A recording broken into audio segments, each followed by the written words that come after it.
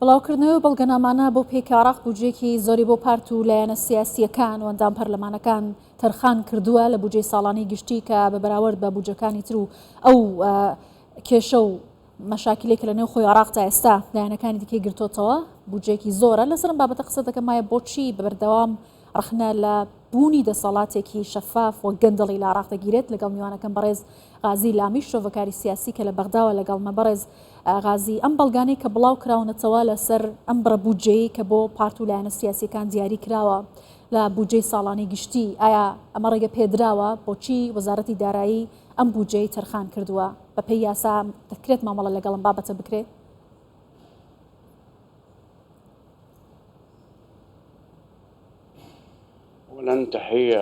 سڵاو لە جەنابت و سڵاو لە بینەرانی کوردستان 24ش سڵاو لە هاوڕێیانی کوردیشمان لە کوردستان. ڕاستیەکەی ئەوەیە بەداخێکی زۆرەوە کە بودجێ عێراق پێویستە بودجەیەکی نیشتیمانی بێت بۆ پەرەپێدانی نیشتیمان، هەروەها بۆ دابینکردنی و خزمەت گوزاریانەی کە خەڵک پێویستێتی. بەڵام ئەوەی ئێمە تێبینیمان کردووە بودجەکە بووە بە بودجەیەکی سیاسی. لایەنە سیاسیەکان ململانێ دەکەن بۆ ئەوەی کە زۆرترین ئیسفادە لە بودجێ عێراق بکەن و زۆرترین پشکی خۆیانی تێدا ببڕن. ئەمەش لەسەر چی؟ لەسەر بنەمای بودجەی گشتی. هەر لەبەر ئەوە ئەم بودجێ ئێستا بووە بە نێچیرێکی ئاسان بۆ پارتە سیاسیەکان. پارتە سیاسیەکان دەیانەوێت ئامانجی خۆیان دەڕێگەی بودجەوە بەدی بهێن و هەروەها بەردەوامی خۆیان بەیستۆتەوە بە ئەو بودجەی بۆیان دێت. بەداخەوە ئەم قسەیە دەکەم، بەڵام ئەمە حەقیقەتە. بۆ نمونە دیزیکەی بەشێک لە بودجە تەرخان کراوە بۆ پارتە سیاسیەکان، ئەمە جێگەی داخە. یانی ئێستا پەرلەمان وای کردووە دزی لە بودجە بێت بە یاسا. ئەمە شتێکی زۆر ترسناکە، پەرلەمان دزیکردنی کردووە بە یاسا. ئەمڕۆ ئێمە دەیبینین کە دادگای فیدراڵی یاخود ئەنجومەنی دادوەری باڵا دەسوەردانیان نییە، پێویستە دەسوەردان بکەن لەسەر ئەم پرسە. بەڵێ لە کاتێکدا کە ڕخنە دەگیرێت بەردەوام بوونی گەندەڵی لە حکوومەتێک لە دوایەکەکانی عێراقەوە، بۆچی چاودێریەکی شەفافی ئەم بابەتە لە نێو عێراق ناکرێت؟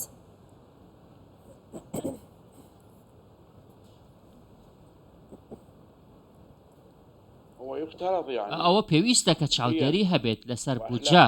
هەروەها ئەم ئەرکێکی ئەخلاقی و ئەرکێکی پیشەیە کە بودجە چاودێری لەسەر بێت. هەروەها پێویستە پەرلەمان خودی خۆی هەستێت بە چاودێریکردنی خەرجی موچە، چونکە پەرلەمان دەنگی لەسەر ئەو بودجەیە داوە. پێویستە پەرلەمان لە ڕوانگەی ئەخلاقی و هەڵسەنگاندن بۆ خەرجیەکانی بودجە بکات، بزانێت ئەو هەڵانە لە کوێندا بودجە داهن. بەڵام ئەوەی کە تاوەکو ئێستا تێبینیمان کردووە، پەرلەمان لە ژمارەیەک حیزب پێک هاتووە کە دەیانەوێت سوود لە بودجە وەربگرن. باشە ئەگەر کەسێک خۆی سوود لە بودجە وەربگرێت چۆن ڕخنەی لێ دەگرێت؟ هەر بۆی هەست بە خەلەل و کێشەیەک ئەەکەین لە پرۆسەی سیاسیدا. من ناڵێم هەمویان، بەڵام خەڵکی باشیان تێدایە، هەندێکیان بەرپرسیارەتی هەڵدەگرن، بەڵام هەند باشە. بەڕێز غازیەوانی کە لە ناوخۆی عێراق ڕخنە لەم بابەتە دەگرن، دەڵێن کە کۆمەڵێک پرۆژەی تەواو نەکراو لە عێراق هەیە کە بودجێ بۆ تەرخان نەکراوە، بەڵام بودجە بۆ پارتە سیاسیەکان تەرخان دەکرێت لە کاتێکدا بۆ مەرامی حزبی بەکاردەهێنرێت. بۆچی ئەم جیاکاریە لە نێو کۆمەڵگە و شەقامی عێراقی لەگەڵ لایەنە سیاسیەکان دەکرێت؟ بە چه ئامانجێکە؟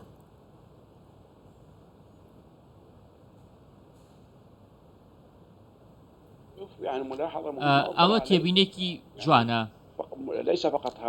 ئەمە تەنها تێبینی نییە، بەڵکو ئەمە حقیقەتە. پێویستە هەندێک جار ئەو بودجەی کە دەنگی لەسەر دراوە پارەی تێدایە بۆ وڵاتەکانی دیکە، ینی ئەمە گەندەڵی نییە، پارەی تێدایە بۆ سۆماڵ، پارەی تێدایە بۆ مۆریتانیا، ینی بەشێک لە بودجێ عێراق دەڕوا بۆ وڵاتانە. ئەمە ناوی دەنی چیت؟ ئەمە گەندەڵیەکی زۆر ڕوونە. هەروەها ئەمڕۆ دەیبینین کە ئەو بودجەیە کە دەڕوات بۆ حیزبەکان، ینی بودجەیەکی زۆر زۆرە. هەر بۆیە هەستی پێ دەکەین کێشەکە لە ناو خۆدایە. کێشەکە ئەوەیە کە پەرلەمان دەیەوێت لە ڕێگەی بودجەوە، لە ڕێگەی یاسای بودجەوە پشتیوانی حیزبە سیاسیەکان بکات. بەداخەوە بودجێ عێراق چاودێری لەسەر نییە، کەس بە دوواداچوونی بۆ ناکات، حیزبەکان وەکو پشکی خۆیان دەبەن و هیچ چارەسەرێکیان بۆ ئەم دۆخە پێ نییە. بەڵێ ینی ئەمەی کە من دێڵێم زانیاریە، ئەمەی من دێڵێم بەڵگەی لەسەرە.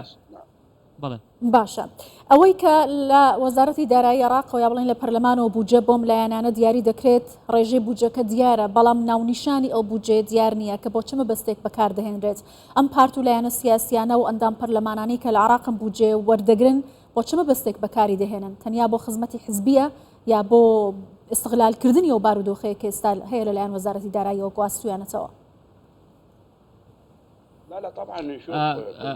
سیرکە پارتە سیاسیەکان گرنگی بە بەرژەوەندی هاوڵاتی نادەن، بەڵکو پارتە سیاسیەکان تەنها گرنگی بە بەرژەوەندی خۆیان دەدەن. پارتە سیاسیەکان لە پەرلەمان هەوڵ دەدەن کە ئەو دۆخەی هەیە لەناو پەرلەمان لە بەرژەوەندی خۆیان بیقۆزنەوە.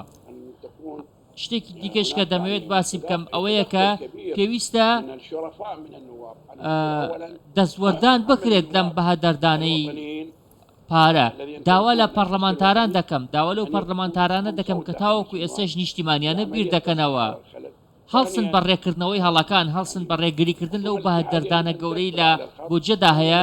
پێویستە حکوومەتیش پلانی هەبێت بۆ ئەوەی ڕێگری لەم بەهەدەردانە گەورەیە بکات، چونکە حکوومەت یەکێک لە بەرنامەکانی لە ڕکاتی ڕاگەاندنی حکوومەتەکەدا خزمەتکردنی هەموو عێراق بوو، خزمەتکردنی هاوڵاتی بوو، نەک خزمەتکردنی حیزب و پارتی سیاسی. یەکلاکردنەوەی ئەم بابەتەوە نەهێشتنیم دیاردەیە ئەرکی پەرلەمانە یا حکوومەتە یا لایەنی یاسایی هەیە لە ڕێگەی دادگاوە بتوانێت ئەم بابەتە چارەسەر بکات یا نەیهێڵێت. من باسم کرد سێ دەرگەهن یاخود سێ دەرچە هەن بۆ ڕێکردنەوەی ئەم هەوڵانە. پێویستە هەمویان هەڵسن بە وەرگرتنی بەرپرسیارەتی. نابێت ئێمە گرەی لەلایەنێک بکەین لەسەر حسابی لایەنێکی دیکە.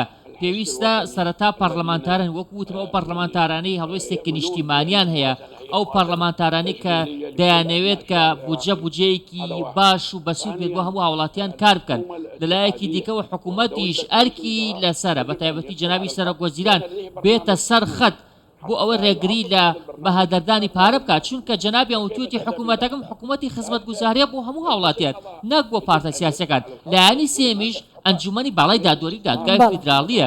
پێویستە ئەوانش بێنە سەر خەت و دەستوەردان بکەن، بە دوواداچوون بکەن بۆ ئەوەی ئەو پارەی تەرخان دەکرێت بۆ حیزبەکان چی لێ دێت و بۆچی وادانێت. زۆر باشە. بەڕێز غازی لامی شرۆڤەکاری سیاسی لە بەغداوە لەگەڵمان بووی، زۆر سوپاس.